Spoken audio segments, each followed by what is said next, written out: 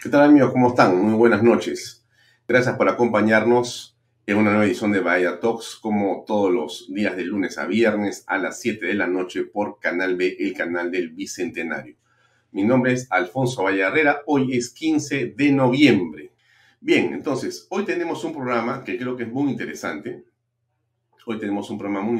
Miren, hoy día hemos querido conveniente conversar con un congresista que tiene mucha importancia, por muchas razones. Déjenme poner la fotografía de nuestro invitado. Él es Alejandro Muñante Barrios. Está con nosotros conectado. Vamos a conectarnos un segundo, pero como es primera vez que está en Bahía Talks, déjenme hacer una pequeña presentación del congresista. Él es de Renovación Popular. Nació en Loreto el 2 de marzo. Ha tenido más o menos 21,000 votos. Aproximadamente, un poquitito más, pero más o menos 21,000 votos lo han puesto en el Congreso de la República.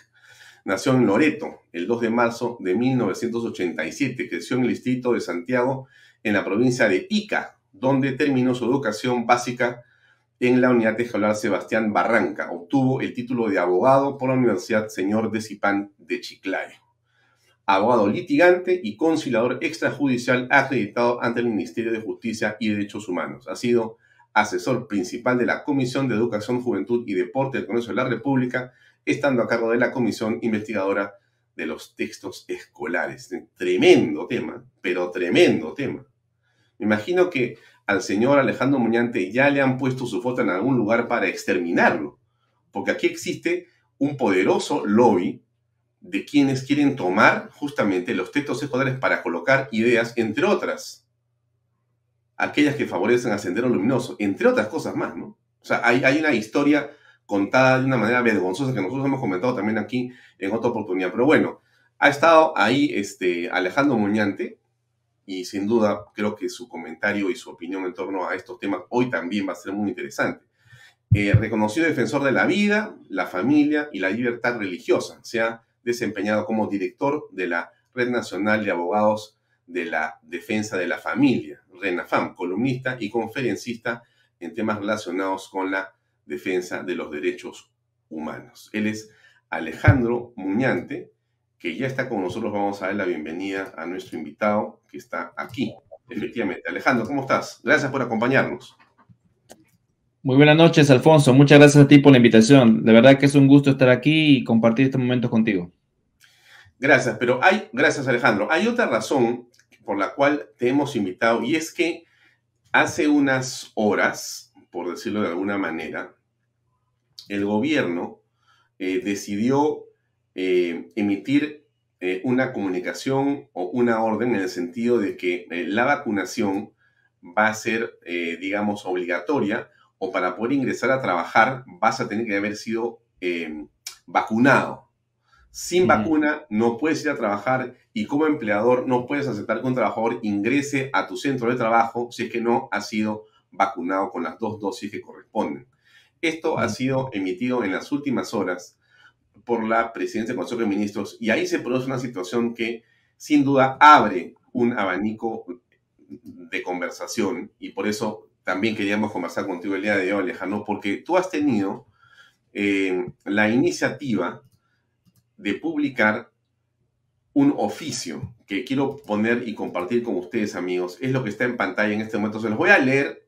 Son una página y media, pero es muy importante que lo conozcamos en detalle y después conversemos con Alejandro Muñante. Algo más, yo he pedido la opinión de una persona que es un especialista, que es el doctor Omar Neira. Él es un médico especialista y le he pedido que ingrese por unos minutos para que me dé su opinión en torno a esto, la opinión del punto y la perspectiva médica, para tener, digamos, la figura completa. Pero antes de preguntarle a Alejandro Muñante, por eso quiero centrarme en este documento que es fundamental que lo lea. Lo voy a leer y después vienen las preguntas, Alejandro, si me permites. Sí, Esto por dice lo supuesto. siguiente: es Lima, 15 de noviembre, oficio número 095-2021-22, señora Mirta Esther Vázquez Chuquilín, presidente del Consejo de Ministros. Es grato dirigirme a usted para saludarla cordialmente y, mediante la presente, manifestarle mi profunda preocupación por lo dispuesto en el Decreto Supremo número 168-2021 PCM, específicamente en lo dispuesto en su artículo 2, que modifica el artículo 14 del Decreto Supremo número 184, modificado por el Decreto Supremo número 159, el Decreto Supremo número 163 y el Decreto Supremo número 167. El mismo que en los numerales 14, 14, 14.8, .7, .10.5 ha dispuesto, entre otras restricciones, ahí viene, que a partir del 15 de diciembre del 2021, ojo, estimados amigos, a partir del 15 de diciembre de este año, los mayores de 18 años cuenten con la dosis completa de vacunación contra la COVID-19 para poder ingresar a espacios cerrados.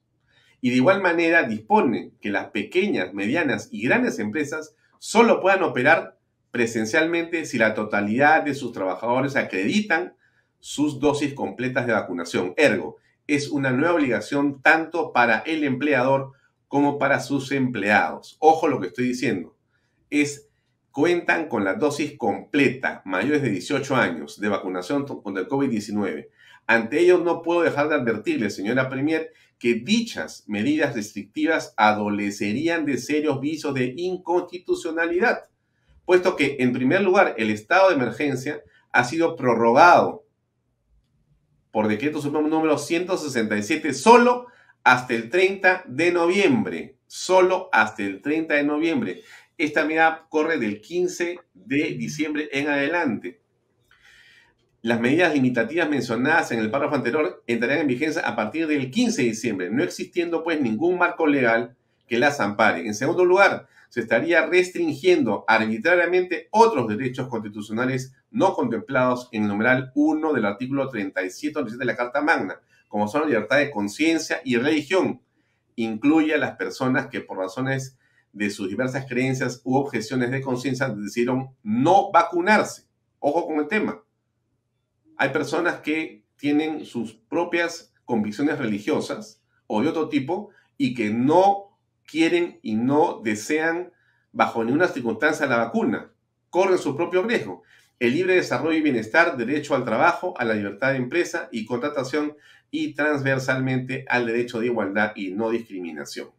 El Estado peruano estaría sustrayéndose de su función de salvaguardar la plena vigencia de los derechos fundamentales de sus ciudadanos frente a restricciones injustificadas, abandonando los criterios de razonabilidad y proporcionalidad en las medidas adoptadas, existiendo otras vías menos gravosas para impulsar la vacunación como bonos y otros incentivos que no impliquen una obligatoriedad encubierta y que además pone en riesgo la reactivación económica en nuestro país. Termina el congresista diciendo lo siguiente: no existe ninguna justificación, al menos su despacho no lo ha detallado, que justifique estas restricciones, considerando que los jóvenes, quienes vendrían a ser los más afectados, son el grupo etario que ha presentado una mínima tasa de mortalidad y que, como se ha demostrado científicamente, la vacunación no previene los contagios, solo reduce las posibilidades de muerte. A esto le suma la alerta DIGEMIT número 162-2021, documento en el que la DIGEMIT comunica a los profesionales del sector salud y al público en general la información de seguridad respecto a la, escuchen ustedes, a la aparición de algunos posibles casos de miocarditis, pericarditis reportados de forma posterior a la inmunización con vacunas que utilizan las plataformas ARN mensajero ARM, sobre todo en la población joven.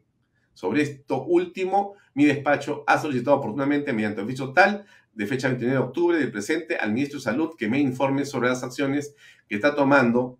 A la espera de su respuesta todavía no hay esa comunicación. Muy bien, no continúo, me detengo ahí. Este es el tema, es un tema muy, pero muy importante. Ahora, está con nosotros, antes que hable congresista Muñante, está con nosotros el notaro Omar Neira, que quiero invitarlo a pasar. Omar, ¿cómo estás? Buenas noches. Alfonso, buenas noches. Gracias por la invitación. Encantado.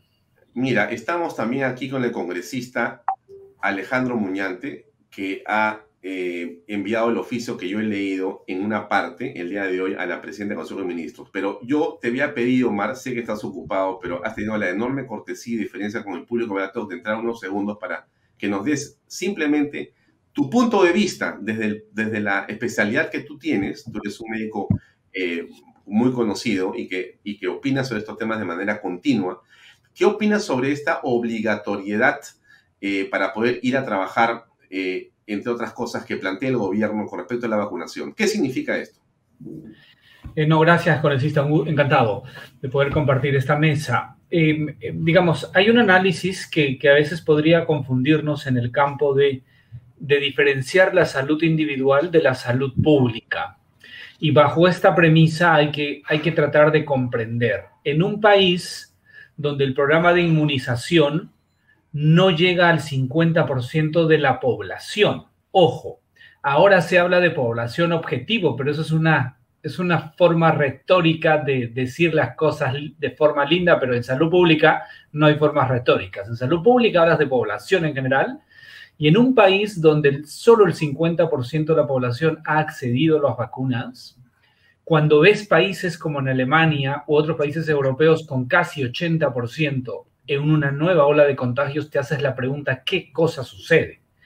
Y entonces la preocupación de la salud pública es cómo hacemos para que haya más personas que se vacunen, porque las vacunas funcionan en el campo de la salud pública, no en la salud individual. Si bien es cierto, protegen individualmente, pero el objetivo es proteger a la población. Pero para proteger a la población tienes que estar en 75-80% de la población. ¿Pero qué haces? Acá hemos fracasado.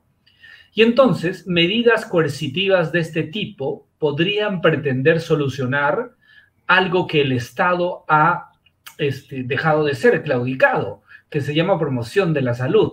¿Por qué hay países como Portugal que están en el 90% de su población inmunizada? Porque trabajan muy bien la salud pública, muy bien la promoción de la salud y educan. Y entonces, cuando hay grupos de personas que mayoritariamente en este 50% hay un grupo grande de personas que se contagiaron y dicen, no necesito más la vacuna, hay que educar como Estado para decirles a ellos, sí es importante que te vacunes. ¿Por qué?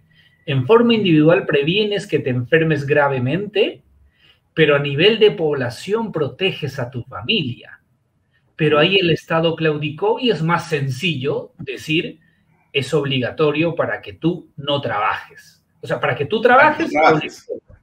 Para que tú trabajes. Y ahí creo que es un error, porque trastocas otros conceptos y la propia ley que autoriza el uso de las vacunas para COVID en emergencia dice que las vacunas son voluntarias.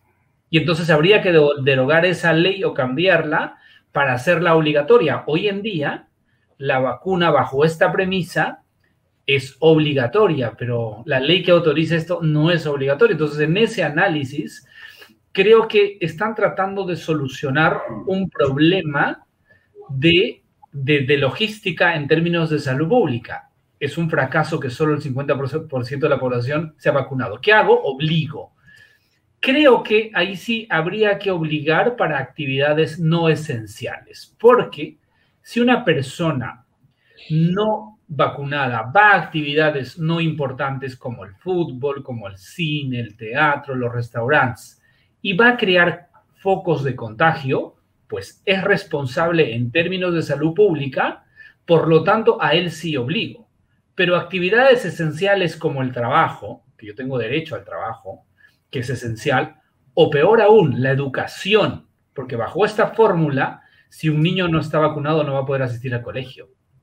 Pero ahora no hay vacunas, entonces se te va a crear todo un problema mayor, porque entiendes a la sociedad como tal.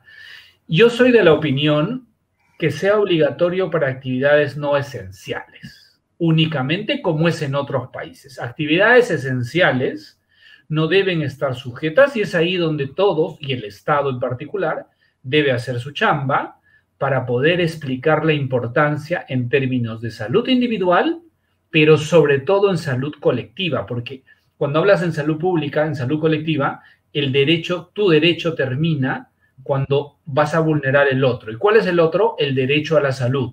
Entonces, el 50% de la población, o sea, los que nos hemos vacunado, hemos hecho el esfuerzo de poder asistir y podernos vacunar. Muchos con sus recursos han viajado a otros países cuando acá había problemas de stock. Y entonces, bajo ese concepto, ¿yo por qué tengo que volverme a ser vulnerable porque hay un grupo de personas que es el otro 50% no se vacunó. Y ese análisis suele ser complejo, pero necesitamos hacer campañas de promoción que esto funciona, que las vacunas funcionan, pero no coercitivamente para actividades esenciales, ¿no? Eso es, digamos, esperando no confundir, pero he tratado de sintetizar este creo que problema logístico que se viene al Perú, porque después, ¿cómo vas a verificar quién está con las dosis correctas cuando tienes un Estado que no tiene capacidad de tener información, data real en un sistema? Cuando tú tienes el Ministerio de Trabajo, tiene un software distinto, Educación tiene otro, Salud tiene otro, Migraciones tiene otro, entre ellos informáticamente no conversan, y entonces vamos a tener cientos de miles de personas reclamando, diciendo, yo sí me vacuné, pero no estoy en la lista. Y eso va a suceder porque el Perú no apostó por tener un programa informático. ¿Qué es lo que sucede? Eso veníamos pidiendo para hacer vigilancia epidemiológica, de saber quiénes se contagiaron o no para prevenir, y no hemos sido capaces de solucionar ese problema técnico. Y no sé qué va a pasar en la implementación de esta norma, ¿no? Omar, muchas gracias por tu tiempo. No te quito más, sé que estás ocupado. Te agradezco nuevamente en nombre de todo Vaya Talks, la gente que nos escucha, por estar aquí esta noche unos minutos. Muy amable. No, por favor, encantado, como siempre. Saludos. Gracias. Era el doctor Omar Neira. Bien, congresista Alejandro Muñante. Tengo un montón de gente opinando en este momento. Decenas de mensajes entran sobre por qué sí y por qué no. Estamos en las dos. Tengo varias gente que me escribe por el WhatsApp y me dice que debería ser obligatorio. Hablé con el constitucionalista Domingo García Belaúnde y me dijo, ojo, me dijo, los derechos constitucionales no son pétreos. Tú no puedes tomarlo a rajatabla y decir, tengo el derecho a la libertad y nadie puede tocarla. No, hay una serie de restricciones y hay un bien mayor que es la salud pública, en virtud del cual se puede restringir ciertas cosas, como por ejemplo esta de la vacunación. O sea, se puede obligar a la vacunación para evitar un contagio mayor. Ok, bueno, dicho esto, ahora sí. A ver, congresista Muñante, lo escuchamos con atención. El micrófono está bajado, está bajo el volumen, por favor, si puede. Ya, y ahora sí, adelante. Ahora sí.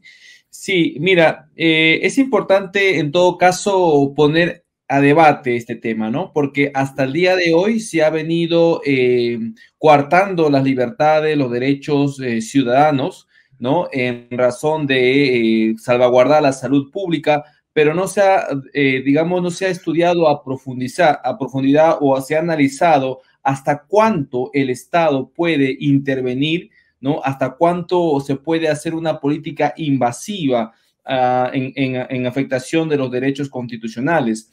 Ahora, efectivamente, cuando existe una coalición, digamos, entre un derecho individual frente a un derecho colectivo, en este caso la salud pública, evidentemente lo que se prefiere es salvaguardar la salud pública o el orden público, ¿no es cierto? Eso los abogados lo sabemos.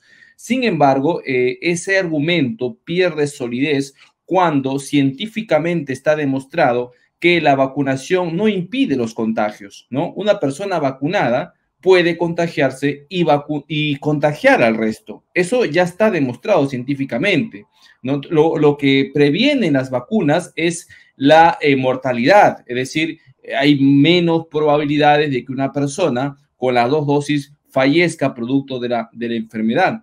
Ahora, el tema de este decreto supremo apunta principalmente a los jóvenes y todos sabemos por las cifras que son los jóvenes lo que menos han muerto, pues jóvenes que han fallecido y que ha habido casos, efectivamente, han sido jóvenes que han tenido cuadros médicos previos, ¿no es cierto? Casos de diabetes, casos de hipertensión, ¿no? Y que lamentablemente han fallecido, pero el resto de jóvenes no han tenido mayores complicaciones. Entonces, ellos son principalmente los que trabajan, la población económicamente activa de nuestro país y se le está restringiendo a tener las dosis para poder trabajar y para poder incluso trasladarse o ir a lugares donde ellos pues consideren pertinente, ¿no? Los famosos lugares cerrados. Yo por lugares cerrados puedo interpretar que se podría tratar, por ejemplo, de una iglesia, ¿no es cierto? De un centro de estudios, en fin, diferentes ambientes que podrían ser cerrados y que podrían estar restringiendo la libertad de los ciudadanos. Ahora, evidentemente en un estado de emergencia sí existen restricciones a la libertad, como lo ha señalado el doctor García Belaúnde, ¿no? Pero este estado de emergencia no, digamos, no avala que se restrinjan todos los derechos constitucionales, que es lo que se pretende hacer ahora, ¿no? La Constitución Política, en su artículo 137, en el numeral 1, que es la norma que he citado en este oficio, claramente señala que en estados de emergencia lo que se restringe son los derechos relativos a la libertad, los derechos a la seguridad personal, la inviolabilidad de domicilio, la libertad de reunión y de tránsito en el territorio, ¿no? Esos derechos, que son, digamos, una lista cerrada de derechos, son los que se restringen. No está allí contemplado el derecho a la libertad de conciencia, a la libertad de religión, el derecho al trabajo, el derecho a la libertad de empresa, a la libre contratación. No está el derecho al libre desarrollo y bienestar. Y obviamente tampoco el derecho a la no discriminación. Y eso es lo que está contemplando esta norma, ¿no? Porque está afectando a los jóvenes, está afectando a los trabajadores, porque ahora se les impone una nueva carga a los empleadores, ¿no? Que ahora todos sus trabajadores tienen que estar 100% vacunados, ¿sí? Para poder operar de manera presencial. Esos derechos no están dentro de la gama que se podrían afectar en aras de salvaguardar la salud pública. Aquí estamos ante una norma que estaría incurriendo en vicio de inconstitucionalidad, porque no se puede restringir este tipo de derechos constitucionales mediante un decreto supremo. Se necesita necesariamente una ley, por lo menos, para poder restringir estos derechos y decirnos y explicarnos científicamente, detalladamente, por qué es necesario este tipo de restricciones. El decreto supremo, si uno lo analiza, en ninguna parte de su articulado o de su exposición nos hablen o nos explica por qué es necesario hacer esto. Por esa razón es que mucha gente se ha visto pues amenazada, se ha visto vulnerada por este decreto supremo y están apelando, ¿no?, a las autoridades para que defiendan su libertad. Por esa razón he solicitado a la ministra Mirta Vázquez que nos explique, ¿no?, que me explique en todo caso cuáles son esas razones, ¿no? Y si es que efectivamente existe un test de constitucionalidad frente a esa disposición. En todo caso, será bueno, ¿no?, será oportuno que en mérito a este oficio que yo le he mandado, dé al menos una conferencia de prensa y le explique a todos los peruanos las razones por lo cual ha emitido este decreto supremo. Lo que puede decir la primer ministra es de que, como nos están informando también a través de las redes sociales, hay una enorme preocupación por la gente que todavía no se ha vacunado, ¿no? Una forma de presionar. Estamos, por supuesto, de acuerdo con lo que dice el doctor Omar Neira en el sentido de que podría estar escondiendo una ineficiencia. Esta norma podría estar escondiendo detrás, como no han logrado la vacunación, ¿correcto? Como no han logrado lo que se necesita, entonces la manera de obligarte es, para ir a trabajar tienes que vacunarte. Ya, entonces se va a hacer que la vacunación sea aún más masiva. Esto podría estar ahí, ¿no?, como una razón. Sí, podría ser una de las razones por lo cual el Estado se ve obligado a, digamos, a restringir más derechos de lo que le está constitucionalmente permitido, ¿no? Como lo he explicado. Sin embargo, creo que está fallando y están cometiendo demasiados errores en esta estrategia. Se están tirando abajo derechos constitucionales y eso, evidentemente, en un Estado democrático como el nuestro es imperdonable. Lo que el Estado, si tan preocupado está por lograr la inmunización de la población, cosa con la que yo estoy de acuerdo, ¿cierto? Lo mínimo que tiene que hacer por lo menos es presentar un programa de educación, de incentivo a la salud pública, no sé, yo podría hasta proponer bonos, ¿no es cierto?, para los jóvenes. Digamos que si se vacuna, tendrían algunos puntos en el examen de ingreso a la universidad, qué sé yo, tal vez un taller gratuito en algún instituto. O sea, hay formas de incentivar a la población a que se vacune, ¿no? Como lo han hecho en otros países donde sin obligarlos, sin restringirle derechos, han alcanzado altas cifras de vacunación. Entonces, en el Ahora, país pudieron haber hecho lo mismo, sin embargo, no lo están haciendo por falta de capacidad, precisamente. hay un tema que toca César Nureña Osorio, que nos acompaña por las redes sociales, y que creo que es muy interesante conversarlo, congresista. Mire, él dice, y al 70% de los informales, ¿qué les van a prohibir? Pero este es el meollo de toda esta conversación al final de cuentas, porque mira, ¿cómo hacemos? Siempre en el Perú se legisla solamente para una minoría, porque la mayoría no trabaja a través de una gran empresa formal. La mayoría de peruanos tienen su propio negocio informal. El 70% de la economía o de la PEA, o más, creo que el 80% es informal. Entonces, ¿cómo se va a hacer esta prohibición? Por un lado, ¿no? La segunda pregunta que yo me hago y que me hice apenas escuché esta noticia ayer o antes de ayer es, ya, muy bien, felicitaciones por la iniciativa, qué interesante, qué bien que Mirta haya tenido esta iniciativa, ya. Pero yo pregunto lo siguiente, ¿cómo se va a regular esto? ¿Con un carnet? O sea, cada vez que hay una restricción, hay una corrupción. Cada vez que hay una restricción, hay una puerta abierta a más corrupción. En el país que nos alumbra, en este hermoso país que es Perú, que nos ha visto nacer a todos, conocemos perfectamente cuáles son los males. Y uno de los males es justamente la falsificación de documentos. Se falsifican hasta dólares. Perdóname, dólares, pasaporte, brevetes. Yo me pregunto, ¿no se va a falsificar un carnet de vacunación?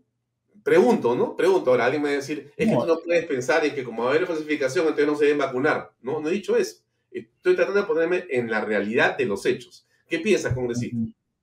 No, efectivamente, ¿no? A ver, con respecto al tema de la informalidad, sí, o sea, aquí se le está castigando mucho más a los formales, ¿no? O sea, no es suficiente con la gran cantidad de trabas, con la gran cantidad de regulación, con la fiscalización abrumadora que hace el Estado a nuestros pequeños y medianos empresarios. Ahora se le añade un obstáculo más, una traba más, una carga más que obligar a sus trabajadores a contar con la 2 dosis, ¿no? ¿Y qué pasa con aquellos trabajadores que por razón de religión o de creencias, pues no quieren vacunarse? ¿Tendrían que ser en todo caso trabajo remoto? Es la gran pregunta. Y si el trabajo es 100% operativo, ¿cómo van a hacer? Van a despedir a esos trabajadores y después, ¿qué va a suceder con los despidos arbitrarios? ¿Quién va a pagar los platos rotos de esas decisiones? Los propios empresarios. Entonces, les están colocando una soga al cuello a los empresarios. O sea, definitivamente esto no va en pos de lograr la ansiada reactivación económica. Esto lo que está colocando es trabas precisamente, ¿no? Y estamos a puerta de campaña, ¿no? De diciembre, donde se supone que las empresas, los comerciantes tienen mucho más actividad, ¿no? Hay mayor compra y venta de productos y aquí es donde necesitan estar 100% operativos, ¿no? Pero ahora con este tipo de restricciones, evidentemente va a afectar, va a haber un choque traumático a nuestra economía y a los pequeños empresarios. Aquí el Estado debería reflexionar un poco más antes de tomar estas medidas coercitivas, ¿no?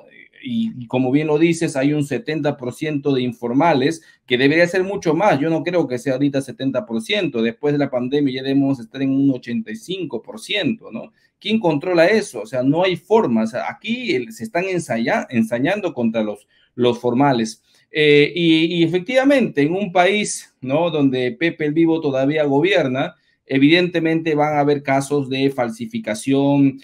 ¿Cómo controlas eso? ¿Cómo a una persona que está en la puerta de un supermercado, en la puerta de un lugar cerrado, entre comillas, va a verificar que la tarjeta de vacunación que tú le muestres es verdadero o falso, ¿no? No sé cómo van a hacer con eso. O sea, van a incentivar el delito con este tipo de acciones que no tienen un planeamiento estratégico adecuado. Entonces, definitivamente sí hay una enorme falencia en el que está incurriendo el Estado y que va a terminar finalmente afectando muchas más personas de las que piensa beneficiar.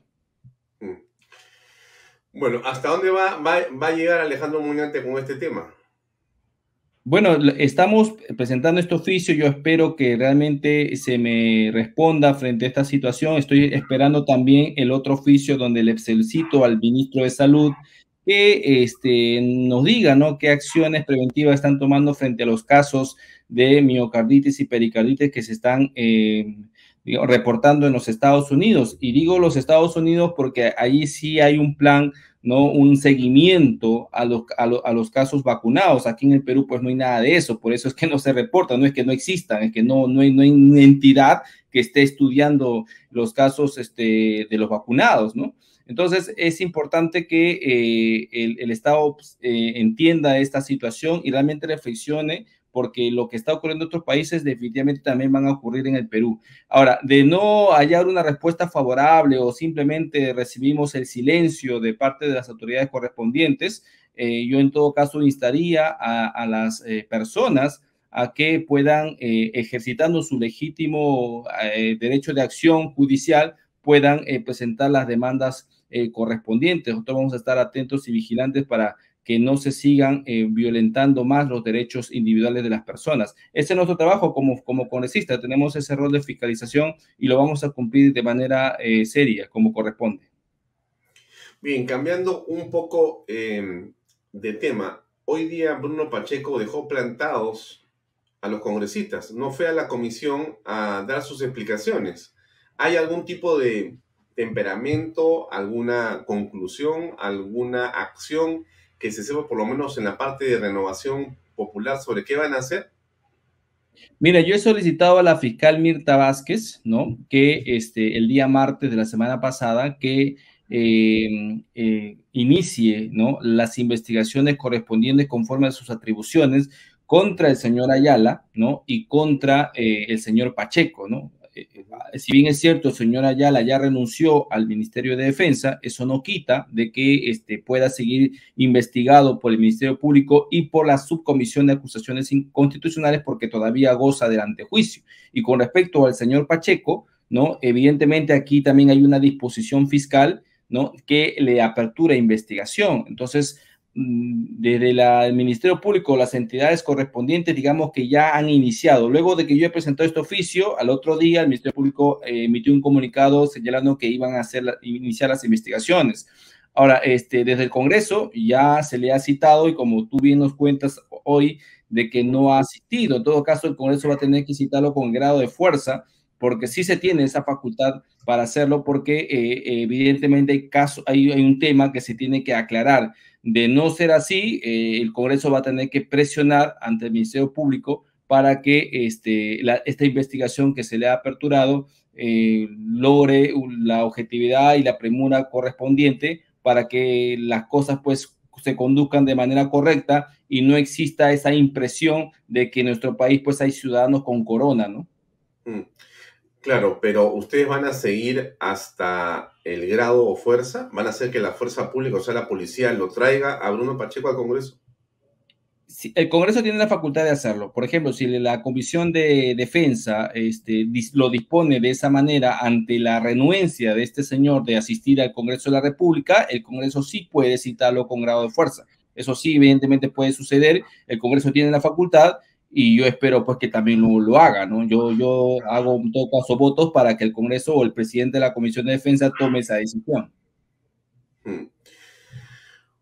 Bueno, pero hay además otros temas en la agenda, además de, me refiero a otros ministros en la agenda del peligro, ¿no? Está también el ministro de Transportes y Comunicaciones y está el ministro de Educación. Es decir, por todos lados hay, digamos, penosas novedades, vergonzosas novedades. Bueno, ¿ustedes cómo están apreciando el panorama que se viene, digamos, desdibujando aceleradamente, se viene convirtiendo en ya no una excepción, sino en una regla? Sí, nosotros estamos haciendo el trabajo de fiscalización y de control político desde el día 1. Recordarás, Alfonso, que cuando se nos invita a conversar con todavía en ese momento el premier Bellido, nosotros solicitamos mediante una carta abierta la renuncia de 5 ministros. De esos 5 ministros, 4 ya han salido y solamente queda una, la ministra de la Mujer. Es decir, no nos hemos equivocado. cuando hemos apuntado frente a esos ministros cuestionados. Hoy se suma uno más o dos más, que son el ministro de Transportes y el ministro de Educación. Sobre ellos, efectivamente, están encendidas todas las alarmas porque son personas que no cumplen con el perfil adecuado, jamás han tenido experiencia en la gestión pública ni tampoco jamás han trabajado en la cartera por lo cual han sido elegidos ministros. Entonces, hay una interpelación que está en camino con respecto al señor Silva, ¿no? El ministro de Transportes, ya Fuerza Popular, ¿no? Ha presentado la moción de interpelación, al cual nosotros vamos a apoyar porque somos consecuentes, apoyamos la interpelación presentada por la señora Susel Paredes y apoyaremos también la moción que presente Fuerza Popular.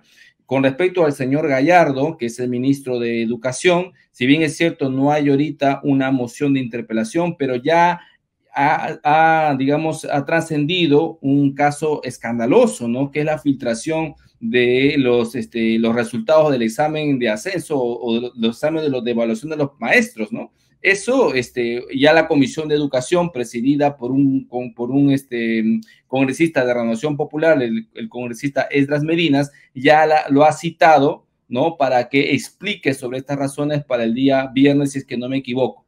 Ese es el primer paso para luego de no satisfacer las respuestas o de descubrirse más cosas en esta semana, iniciaríamos el proceso de interpelación contra el señor ministro de Educación. Ahora, todo esto ocurre en un contexto en el que, déjenme compartir esta encuesta que salió publicada ayer en El Comercio. Esta es una encuesta hecha para El Comercio por Ipsos.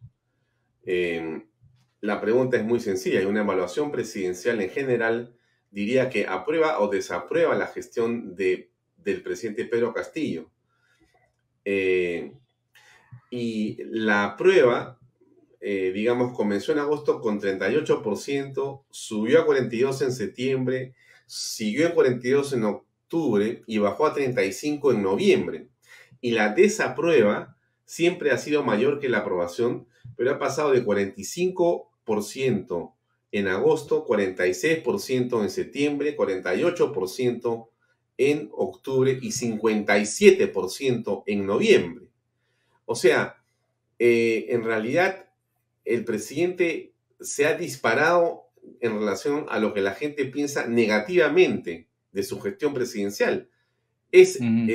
Casi muy pronto va a ser casi por unanimidad que no hay peruano que no piense que este gobierno está, como diríamos, bastante mal en la gestión pública. Muy bien, pero el congresista Alejandro Muñante tampoco se salva, porque lo que he visto en la medición del Congreso es algo más o menos parecido. Hay un 60% de gente que está desaprobando al Congreso. Bueno, ¿cómo hacemos? Con dos instituciones desprestigiadas, ¿cómo se hace para gobernar?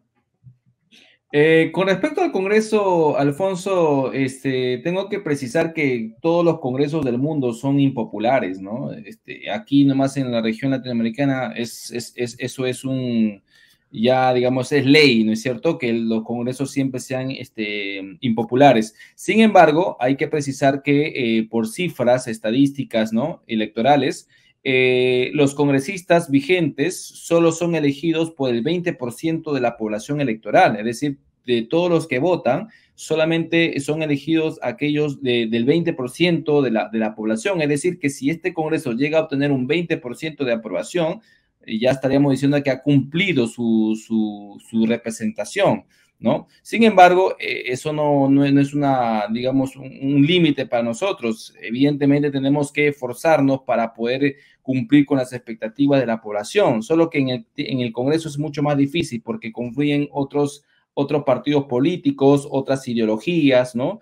Que de una otra manera existen confrontaciones internas que tal vez no nos permite mucho avanzar. Sin embargo, el tema del presidente de la República sí es algo que se veía venir, ¿no?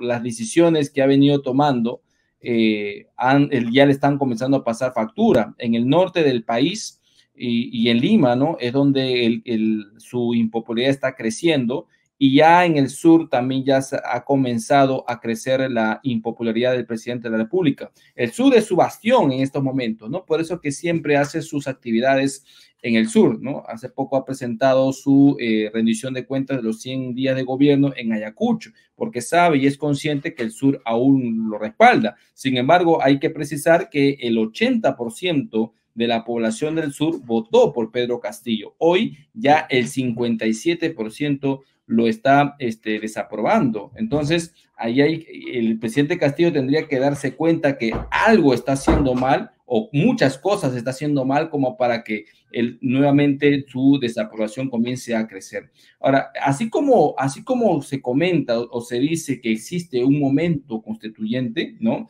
También estaríamos hablando de un momentum vacantio, ¿no? Un momento de vacancia que va a llegar sola, como yo lo afirmé en la primera semana desde que fui elegido congresista. La vacancia va a llegar por sí sola. Si se siguen cometiendo los errores, si se sigue apelando a la polarización política y no a la concertación, si se sigue anteponiendo los ideales, ¿no? Ideológicos, dogmáticos, fanáticos, ¿no? Por encima de la meritocracia o de los perfiles adecuados para los puestos en diversas entidades del gobierno, definitivamente la vacancia va a llegar y eso nadie se va a poder librar.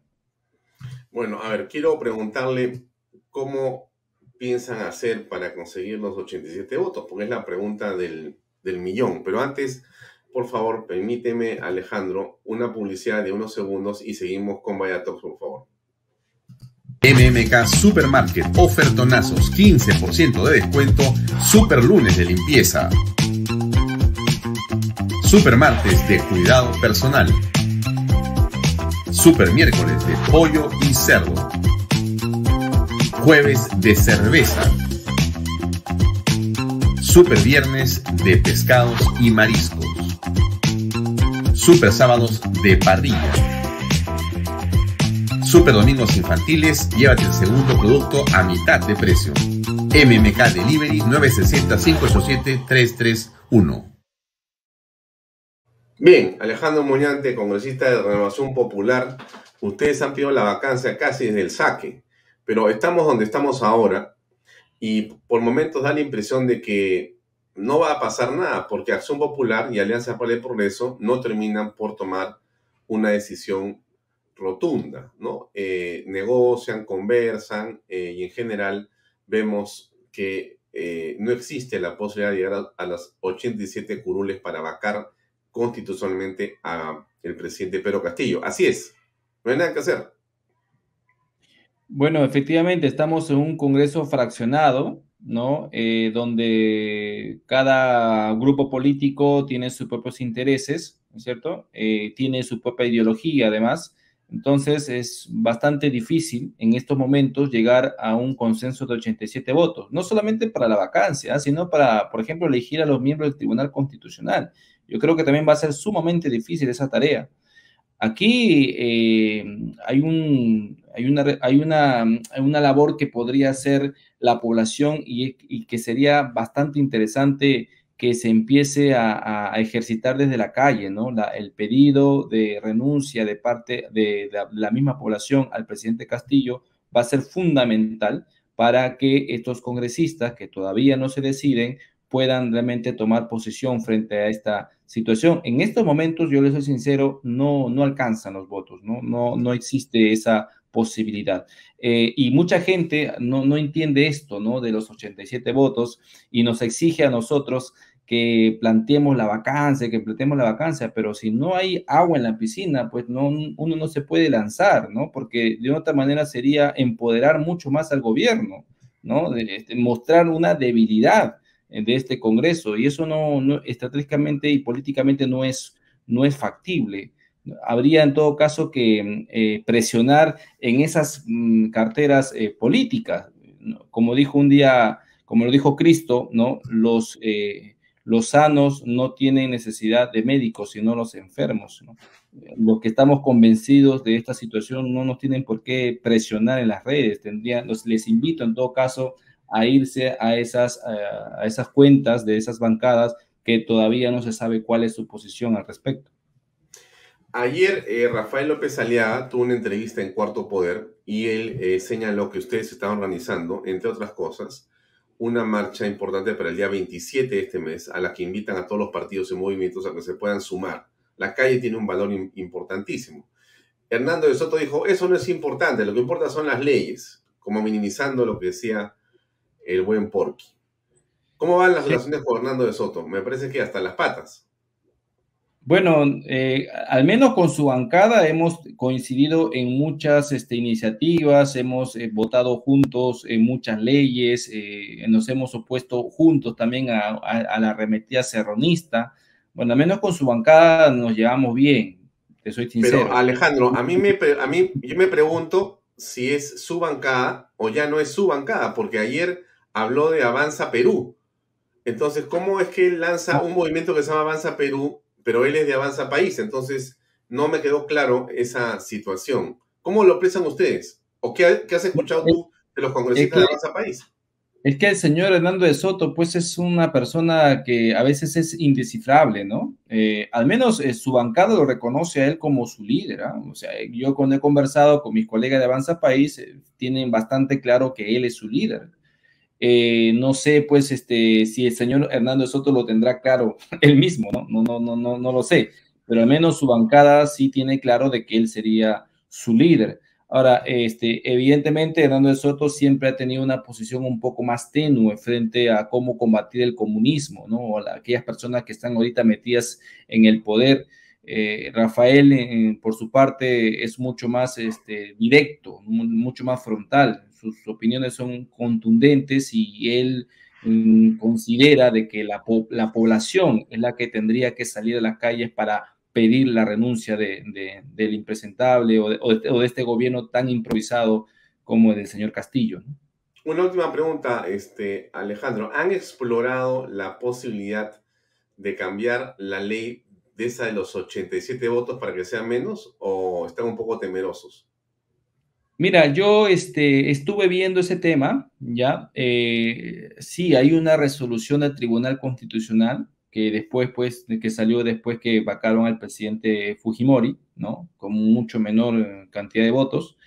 El Tribunal Constitucional efectivamente hace la recomendación, ¿no? Exhorta al poder Legislativo a que pueda subir la valla a 2/3, ¿no es cierto? Y bueno, eso se tomó en cuenta para la resolución legislativa que sí estableció el tema de los 87 votos. Ir contra eso significa que tenemos que tener pues el voto de 66 congresistas, ¿no? Para cambiar esa resolución legislativa y luego después enfrentar un proceso de inconstitucionalidad que alguien plantee ante el Tribunal Constitucional. Yo no sé si tengamos esos 66 votos para cambiar esa resolución legislativa e ir en contra de la exhortación del Tribunal Constitucional.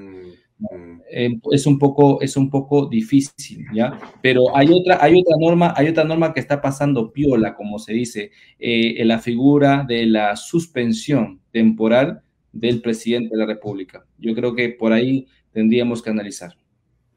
Bien, Alejandro, se acabó el tiempo. Muchas gracias y hasta otra próxima oportunidad para tenerte como invitado. Y nos hemos quedado con 6 tomas más para conversar. Entonces hay por lo menos 6 entrevistas por delante que espero tenerlas contigo para poder hablar de los textos escolares y otras cosas más que son súper interesantes e importantes. Y me la pide todo el mundo por las redes sociales. Gracias por tu tiempo. Yo encantado, Alfonso. Muchas gracias y buenas noches con todos los que se han conectado. Gracias, muy amable. Bien, amigos, soy el congresista Alejandro Muñante.